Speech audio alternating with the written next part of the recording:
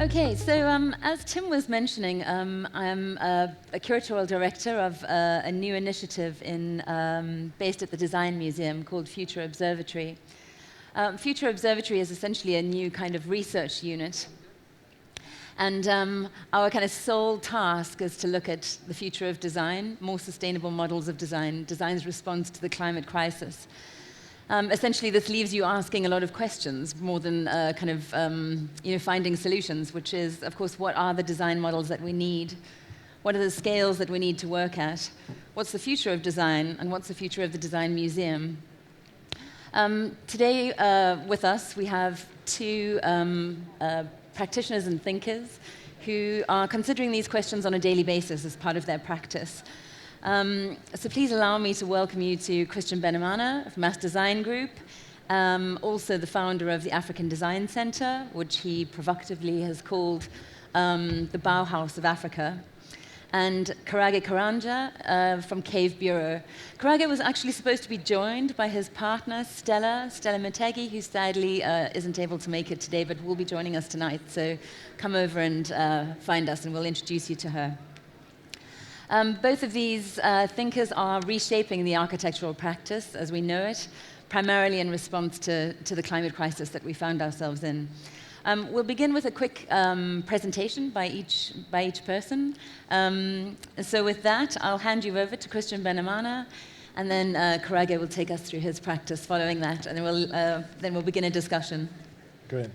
Thanks, Chair. I'll just jump right in. I hope this works.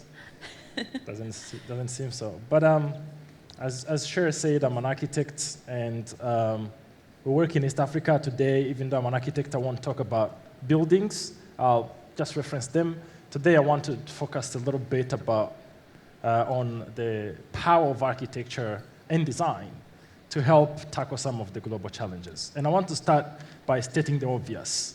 The inescapable network of mutuality, a term coined by Dr. Martin Luther King in his speech when he spoke about injustice anywhere is injustice everywhere, that we're all trapped in this garment of destiny that we commonly share. The reason why I started with that is because that was the foundation of us trying to understand our place as architects in helping shape a better society. So when we started this practice, the question we pondered is, who do we need to be able to participate? We questioned the whole existence of the current structure of architectural practice and its possibility in helping with this question. So that's why we say that our first and largest and longest running project is the design of our practice. We are constantly trying to figure out how to structure ourselves so that we can better respond to some of these global challenges. So in our founding, we started basically try to understand what it is that we do and what power does it have and not have. And in this quest, we did come up with a realization that the work we produce has an impact, either positive or negative. And we should be intentional about how we deploy it to always produce the best outcome possible. We've done a number of projects, both in East Africa, but also many other African countries. Beyond that, in the United States of America, we've done some projects in Europe. So we believe that the processes that we've come up to work, and they happen to produce good results. We've tracked them. We've made good progress in that. We've covered a number of projects, ranging from institutional projects in different type of typologies, with significant investment. So we believe that we've covered enough ground to be able to confidently say that we are not wrong, that we know what we're trying to do. But I'll end on this so I can pass it on to Kabaji. But the way we work is we like to think in systems, not in projects. And every project for us needs to be able to respond to a number of prompts from what systems require us to think about so that we can be able to be accountable to these positive results that we're talking about. So the first thing is to be able to understand our mission in the project. What are we seeking to achieve, and how does it help? And be able to convey that to almost everybody that can do it. One thing that I always like to say is that architects are very good at talking to one another, but we are very bad at communicating with the general public. So how do we learn how to communicate architecture in ways that make sense for the majority of the planet. And then the context, the place where our projects are, we don't work in the vacuum. So how do we understand all the forces, both visible and invisible, that will shape the success of the project? Because we believe if we ask the wrong questions, we will never get the right answers. And if you don't get the right answers, it doesn't come up, it doesn't matter how good the solution you come up is, it's going to fail. Proof of impact is also something that architects traditionally haven't really invested in, to try to understand how our projects have contributed. Scientific communities have developed methods of research and understanding impact and to be able to track it, but we haven't really done a lot of investment. Granted, many clients don't want to pay us to do it, but still, it's no reason for us not to invest in it, so we should be able to do that almost on every project, whenever we can.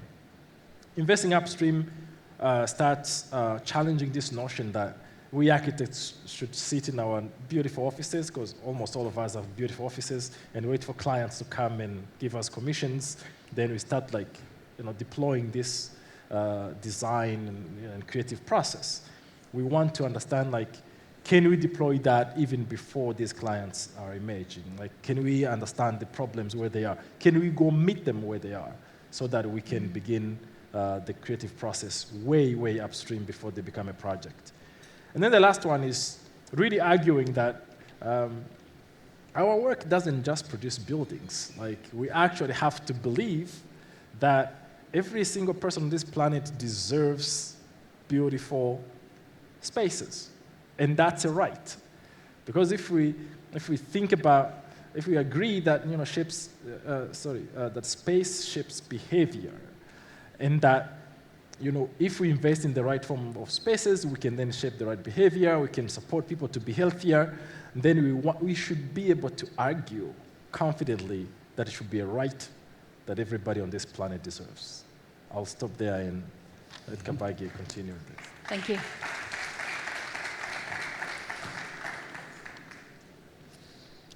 Let me try and figure out this. First of all, to thank the organizers of the Culture Summit. A huge thanks to Cher for inviting us here. It's a real pleasure to see the dignitaries, to hear everyone speak today. And I want to just begin with an introduction to where I come from. This is a slide of Nairobi. It's not a Photoshop image. The giraffe is actually there with the city in the backdrop. Yes. Nairobi is host to one of the largest game parks, which is juxtaposed directly close to the city. And it's unique within this territory. So this is where we come from. We are a practice called Cave Bureau. We are based in Nairobi, Kenya. We are researchers, architects, and we take caves seriously. We are a young team, no more than 10. It oscillates up and down. But we focus on thinking about caves as the original history of architecture. It was great to hear Sheikh Said think about and talk about the origins of civilization, the way we have come and over time emerged, crossing into the Arab Peninsula and beyond. This is our heritage and our collective heritage. So we return to caves. We return to thinking about what is our origin, where did it all begin? And deeply speaking, caves are just that. When you think about the billions of years Earth was formed, where caves were the beginning, effectively. And our cultures emerged from that. In the East African context, we look at caves that had a post-colonial reference. There were spaces used as freedom fighter chambers. This is just one on the outskirts of Nairobi, Kenya. And really critical to think about how we emerged from the deep colonial history and using these spaces effectively as direct historical references for us in an architectural sense. So what do? We go into caves. We use technology to scan these caves. We scan them and use models of 3D printed elements to create bronze cast structures and artifacts, which we then reflect as our deep time history. These caves, in many respects, present a global context. In this respect, this is a map of all the museums in the world. And as you can clearly see, the global north is very clearly defined, with the global south missing quite a few museums if you look at it in that perspective. But the reality is it's a history of deep extraction, where the global north raped, pillaged, and pulled all the resources out. And the museum institution was that building artifact that effectively used its mechanisms to be just that, an institution of extraction. So we reflect on our research, we talk to communities in caves, we think about what's important.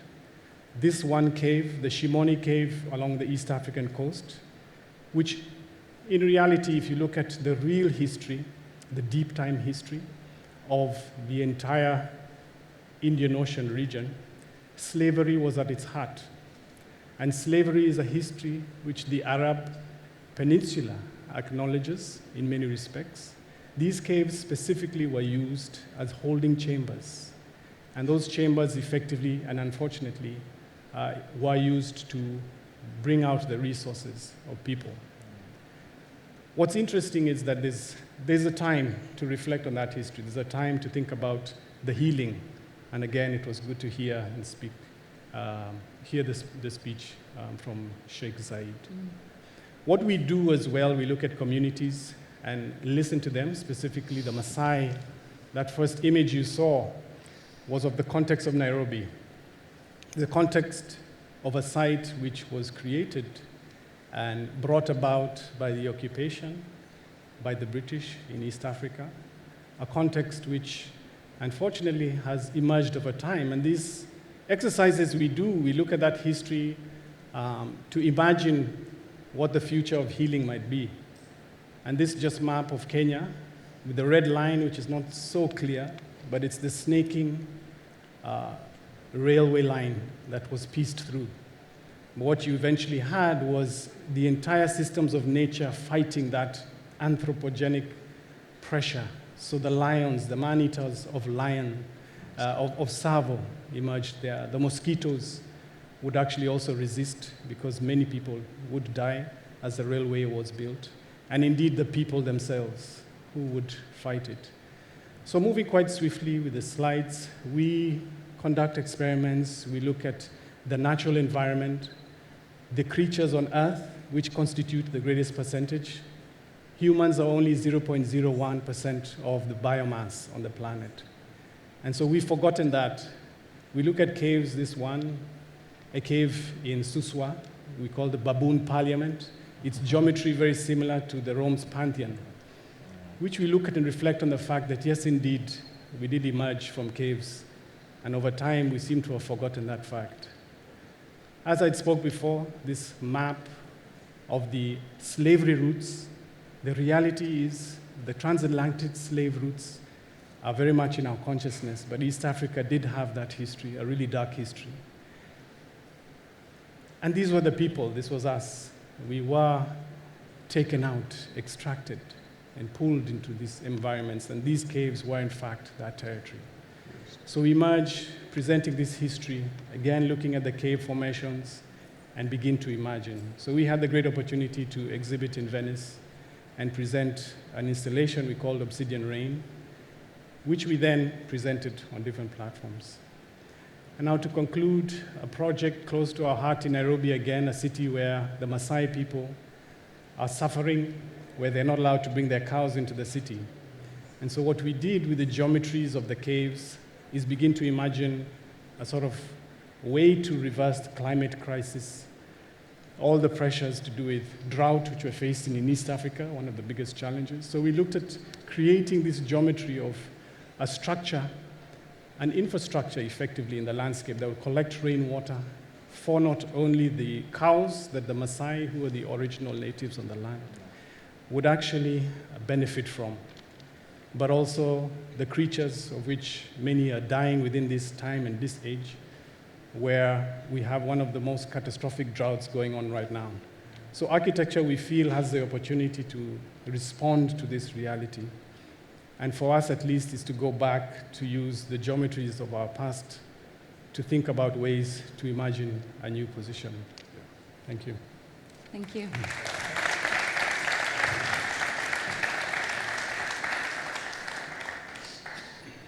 Picking up from something you just finished off with there, Karage, we've been speaking a lot this afternoon about exactly this, how in many ways the colonial project and modernization, mass production, the Industrial Revolution was all kind of tied up into one long system. And that one of the ways that we've found ourselves in the mess that we're in at the moment in terms of a kind of climate crisis is because of the way design has moved towards a kind of extractive mass production model. And something we were talking about this afternoon is kind of ways to look beyond that. You know, how do we imagine beyond that? And is it, as Karage is talking about, you know, trying to find an alternative origin source and then kind of trying to kind of map out alternative futures? Or, you know, how do you see the role of design within this like particular time that we're in? Maybe we'll go back to you, Christian.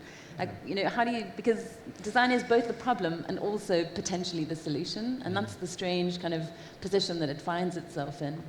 Yes, I think, that's where I think we come from, saying, like, recognizing that architecture and design have such power that we need to learn how to deploy accurately, what we respond to, question what we're responding to and why we should respond to it that way. I think that's why I'm friends with Kabadia, because I'm fascinated with the way they think about architectural processes.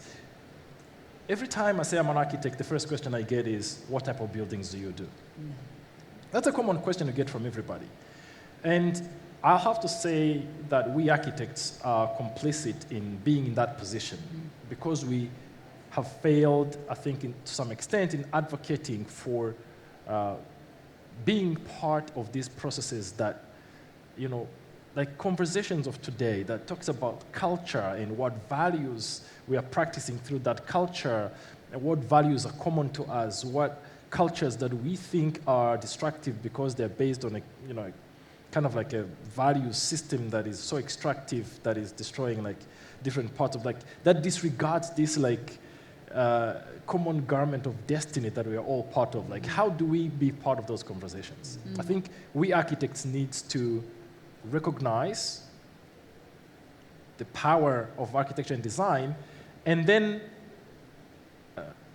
interrogate our position or our place in helping shape these ideals. I like to say that architecture and design processes are so powerful, so informative, so helpful to our society that we should not reduce them to choosing the paint color of the buildings. We should be part of these bigger conversations about what is our value system as a community, how do we practice those values through culture, and how do we translate that into a better society for the future? And because of how we are taught to absorb a lot of information and think about creating new possibilities, it's actually one of the fields that presents a big opportunity to imagine a different future. But it's not going to happen if we are only happy with responding to the trends that have been produced by these cultural waves that come to us. Eventually, when we do that, we get to participate in amplifying the waves. And because, again, architecture and design are such powerful fields, we amplify them way, way much more than the way in the beginning. And then we stay away and say, oh, it's not our fault. We were commissioned to do the project. Yeah, I mean, I completely agree. And I sort of use the quote of Amitav Ghosh, where he says, the climate crisis is also a crisis of culture, and thus of the imagination. All fields of the human project are in crisis, and more so architecture, because its impact and capacity to cause so much destruction on the earth, as much as it is a tool of shelter and a sort of a need, fundamental basis of the human rights, the Millennium Development Goals, fundamentally at its heart with how it is operationalized on a planetary scale, is to its complete detriment. So in a way, part of the reason why we go back to caves is to almost emphasize we are at that point of crisis. The practice is, by its very nature, complicit against the biosphere and the Earth systems. So what does that mean? You know, there needs to be an indigenous renaissance, if you'll call it, a return to what it was we were thinking about when we looked at our early tribal lives with this sort of cyclic reality where our carbon footprint was beyond zero. It was less than zero. And so if that is the reality we're talking about, each and every part of our culture needs to move in that direction. Otherwise, what's the point of talking about culture when we will become archaeological records of time and no longer be of any significance? Because after all, we are just 0.01% of the biomass. Is that our direction? And I think that's something we really highlight. So architects, constantly, we are referred to as these masters of creating these huge artifacts of cultural expression. But is this the culture we need to continue with? And what does that do to one of the biggest creative fields on earth? So it's a deep problem we face, you know.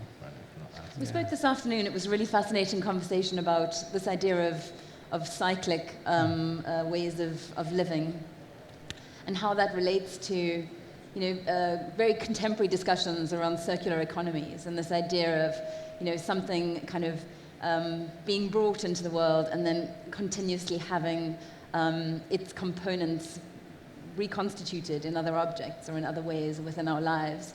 And Christian made a really interesting point that maybe you could pick up on, which is that he said he doesn't believe we've ever not been a circular economy or operated circularly. It's just that the time scales have been so out. So it takes tens of thousands of years for the circularity to play out.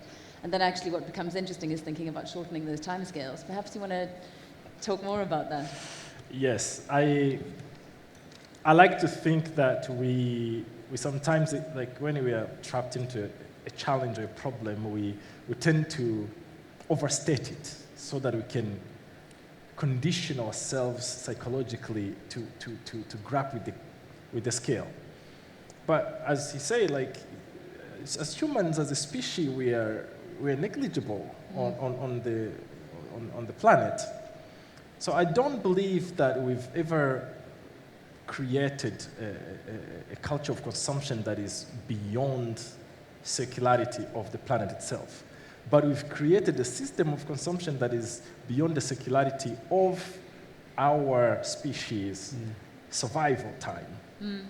So, and the design, and architecture and design, like, have very much contributed to that because we've supported this, the creation of the physical spaces that facilitate that type of production culture that then expands it beyond a time where like our species can survive. And I believe that not only architecture and design have the power to help reduce that back into the normal, which is what we translate now normally into, we need to contain our global heating to, below 1.5 degrees by this date. We have to reduce our emissions by 2030, and then we need to cut them to zero by 2050. Like, those are the things that we are talking about that brings it back to that like line where we are not facing extinction as human species. But beyond that, that's like a short-term solution, as far as I'm concerned.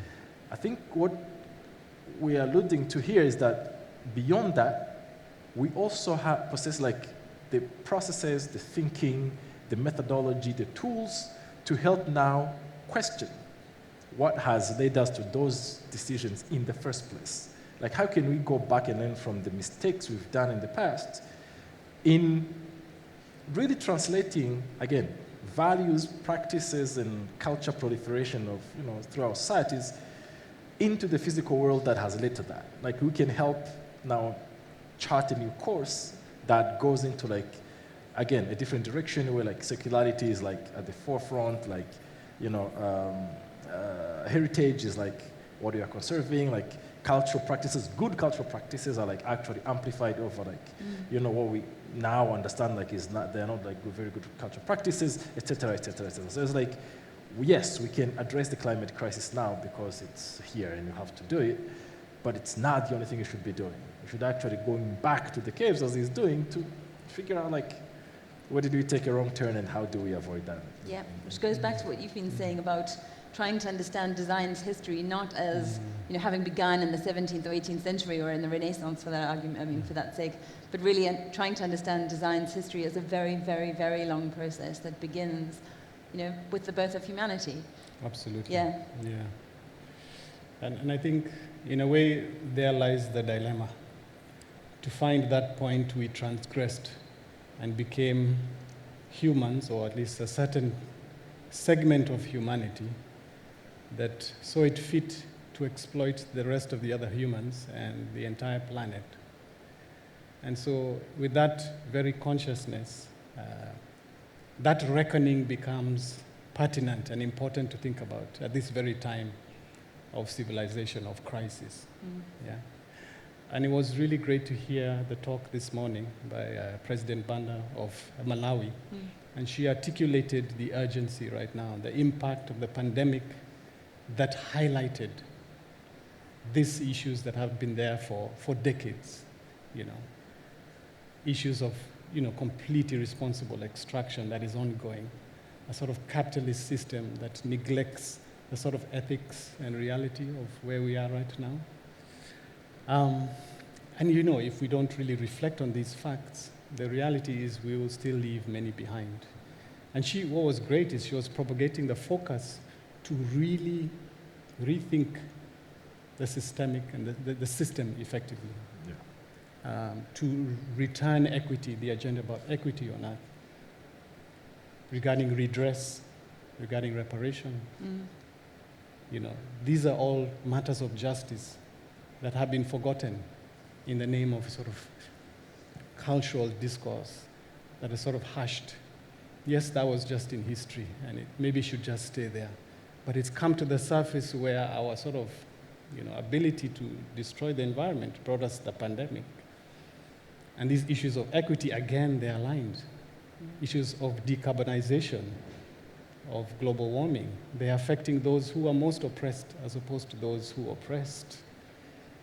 What do we have to say about that? And I think if as practitioners and thinkers, we are forgetting the real issues at the heart of culture, we do ourselves a disservice.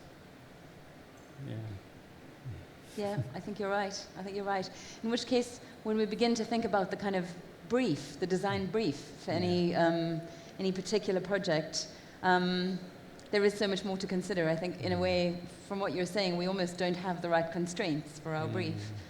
Christian, you were speaking earlier about the fact that the problem with architecture is that it's so project-based, that it moves from project to project to project, and that there's so little time to kind of set aside to think systemically about the role of architecture in general. And we have conversations like this, which is fantastic, and and really appreciated and necessary. But within our daily lives, in practice, we very, very seldom try to rethink the constraints of the brief. Yes, and that's where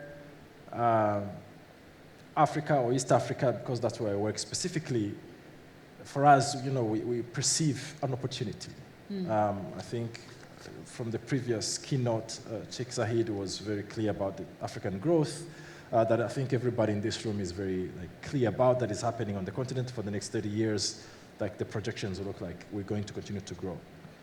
But in that growth, the absence of infrastructure to accommodate that influx of people presents this opportunity we're talking about.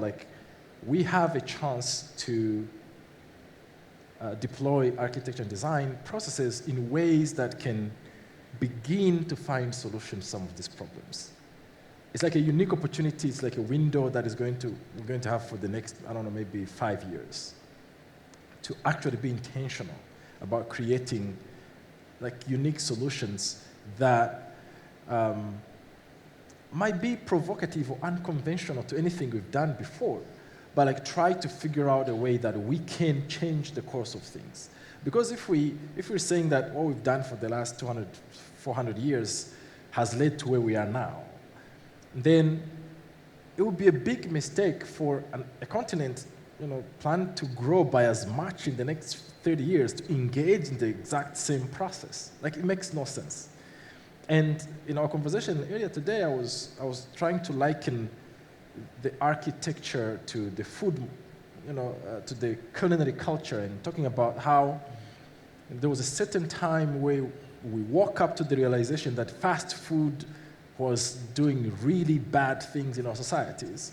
And there was this movement that was born about going back to the slow food, culture, and what's called the slow food movement. Yeah, kind of fast food versus slow food. Exactly. Movement. So when me and my colleagues and other people were sitting in like conversations about architecture and development and all these sort of things, and we were talking about the same type of like space creation, which is inspired by the mass production of architecture.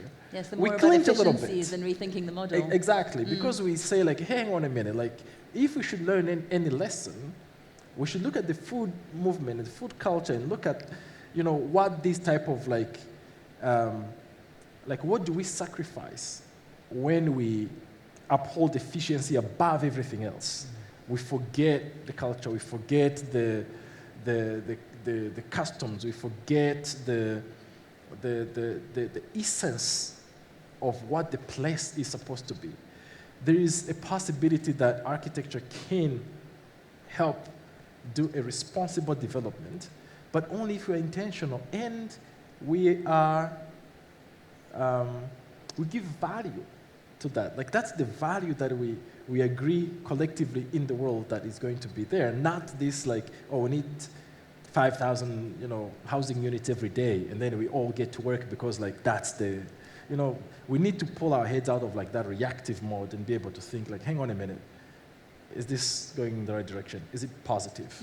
Can we do something different? And allow us to go back and like rethink everything, which is very difficult to do when again you're like immersed in this environment where you have to be in like reactive all the time to like pressures to deliver things. Which brings us to the point that you make quite frequently, Karage, which is, do architects need to build it all? Is that always the first solution to turn to? Or is there sometimes a discussion to be had around whether a building is required, or whether something else can be repurposed? Or Well, absolutely. And I think that's where, Amitav Ghosh's quote comes to form. Our imaginations are not limited within the physical space. They are the material and the material. And our abilities to realize the impacts that we are causing on the earth maybe will not be fixed by a physical thing, literally.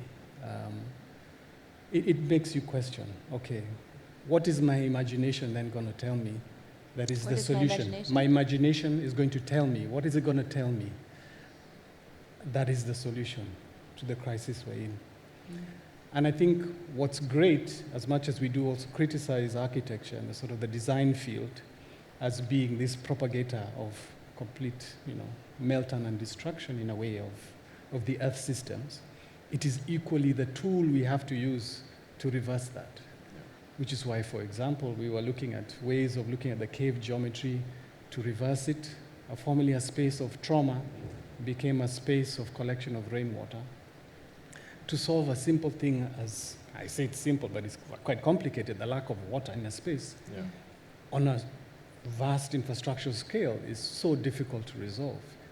But architects and designers have that capacity to imagine what are the ways we're going to resolve that. And it'll have to be a creative process, which would liberate us. So it's looking at the tool as both a sort of knife edge, double-edged, where yes, it's causing this destruction, but yet it can be reversed and rethought. Sometimes it will involve the building, and sometimes it will say it's not about a building. It's about thinking about where we are in this time, in this age, the so-called age of the human, the Anthropocene, which has been naturally challenged. To fix the root of the issues we're dealing with. Yeah. Good, thank you. This is the last session of the day, we realize that. But if anyone would like to ask any questions, please do go ahead. I don't think we've got too much time, probably time for 1 or 2 questions, but yeah, please jump in. Yeah. Hello everyone, my name is Abdullah Lady. I'm a student in NYU AD. I just had one question to both of you. What's one advice that you would give to future aspiring architects? What do you want us, the future generation, to carry? Nice. Thank you. Do you want to go first? That's a very loaded question. Yes. But the reality is we're actually looking to your generation. In many respects, we are no longer the youth. Don't listen to us. We've distilled what's happening on Earth and sort of presented the problem in a sort of defined. We've built the brief in a way, so it is in many respects for the younger generation to take up the challenge that we're speaking about. And I think the little advice I would give is that it's a sort of meticulous process to deal with such complex problems. The very moment you think you've fixed climate change, you have exacerbated it. And the proof is in the pudding when we look at certain technologies which take so much embodied energy to create that they almost reverse the brief to fix these problems of decarbonization. So it's very nuanced and complex that requires a young, fresh mind, because we don't have the solutions right now. But we have the sort of, bedrock to say, okay, from here, there needs to be a complete shift in what civilization means and if we are actually civilized with all that we've done so far. Yeah. I'm going to turn my chair and put my back there so I can look at him while I answer. I think I have probably the same recommendation as him. I think I would say trust the process. I believe that the reason why probably architecture was difficult for us of our generation is that we were taught architecture as a field of study that is informed by what has happened before, as opposed to a creative process that possesses the power to imagine completely new solutions. And I think that is partly driven by market demands of what architects we were confined to be able to do and respond to, which I think we need to push against a little bit. And we don't have to be, we don't have to wait until we are very successful architects to be able to do that. I think we need to encourage every young, capable, creative person to start understanding in your own thinking. Now, we possess technological tools that allows people to start generating solutions and broadcast them in ways that we were not able to do before. So that allows you to really, really push what you can create with your mind. And then the last one, I don't know if it's advice or caution to you, is just that no, it's going to be hard. It's not going to be easy, so you figure out a way of being resilient. Because as humans, we are built to resist change, unfortunately. But when we engage in this process of architecture and design and creation, we're asking our communities to change the way they see problems, the way they respond to problems, the way they deal with solutions. We're asking them to change because they're used to certain ways of doing things. So that really requires you to, work hard. Work hard, basically. Yes. Well, that brings us, I think, to the end of our session. I have a question. Oh, yeah? I'm in front of you at your sort of 11:59.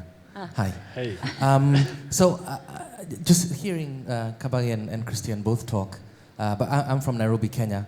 As a songwriting student, one of the things, we were doing this acoustics class one day, and the acoustics professors, they're like, and all music should just be called Music 1, Music 2, Music 3, because it's sort of all related, right? Yeah. And then I'm hearing you guys talk about one of the problems of architecture being that it's also project-based, right? And then it's like education. Like if you're from our part of the world, it's like there's 5 big careers. Your parents want you to be either a doctor, an engineer, an architect. We know them, don't you know, or you're gonna be a failure in life. But the thing is, it's like I'm hearing you guys say, like maybe even we're getting education wrong. You know, that we should be thinking about architecture in the things that we teach our kids. We should be. Every single aspect, every single body of knowledge that we have as the human race should all be somehow should be taught as intertwined, you know, and that we're not saying to you, oh, you're so clever, you go and be a lawyer, you go be an architect. It's like we've somehow got to be as we imagine this brave new world. It's sort of we've got to reimagine also how we're disseminating this information to our children and ourselves and what we think architecture is.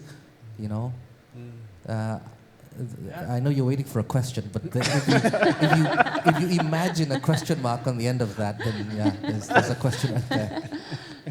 You're a very good architect, sir.